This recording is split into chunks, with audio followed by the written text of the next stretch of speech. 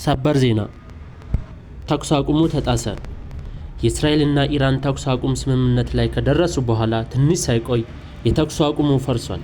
ቅድም ኢራን ወደ እስራኤል ሚሳኤል አስወንጭፋ ጉዳት አድርሳለች። የኢራንን ጥቃት ተከትሎ የእስራኤል መከላከያ ሰራዊት ለኢራን ጥቃት ምላሽ እንደሚሰጥ አስታውቋል።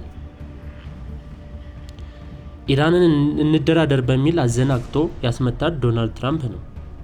ከዛም በጦርነቱ መሃል ኢራን ያለምንም ቅድመ ሁኔታ እጅ ስጪ ልናጠፋሽ ነው የሚል ትዕዛዝም ሲሰጥ ቆይቶ በራሱ ወደ ጦርነቱ የገባው ትራምፕ ኢራንን እንደ ኢራቅ አፍርሶ ለፍስፍስ ስርዓት ማቋቋም ቅዠቱ መከነ።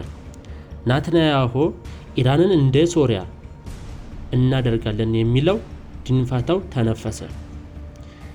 ከዚህ ሁሉ ወታደራዊና ፖለቲካዊ ኪሳራ በኋላ ወደ ድርድር ጠረጴዛ አይንን በጨው አጥቦ መምጣት የዓለማችን ትልቁ የመሸነፍ ምልክት ተደርጎ ይወሰዳል። በኢራን ላይ የእስራኤል የአሜሪካ ቅዠት መክኗል። ድርድሩ የፓለስታይንና ድህነት የሚጨምር እንዲሆን አሸናፊዋ ኢራን የድርድር አካል እንዲሆን ታደርጋለች። ኢራን ንጋት ላይ በእስራኤል ላይ በፈጸመችው ጥቃት 6 እስራኤላውያን ሲገደሉ በርካቶች እስካሁን በፍርስራሽ ውስጥ ተቀብረዋል። ኢራን የቤርሼባ ከተማን ኢላማ አድርጋ በፈጸመችው ጥቃት ነው 4 እስራኤላውያን የተገደሉት። እስካሁን በጥቃቱ በርካታ ሕዝብ በፍርስራሽ ውስጥ የተቀበረ መሆኑን የእስራኤል አደጋ ጊዜ ቡድን አስታውቋል። በዚህም የሟቾች ቁጥር ሊያሻቅብ ይችላል ተብሎ ይጠበቃል።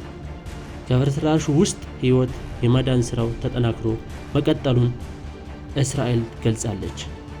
ምንም እንኳን ትራምፕ የተኩስ አቁም ስምምነት ይፋ ቢያደርግም የኢራን የዛሬው ጥቃት ጠንከር ያለ ነበር።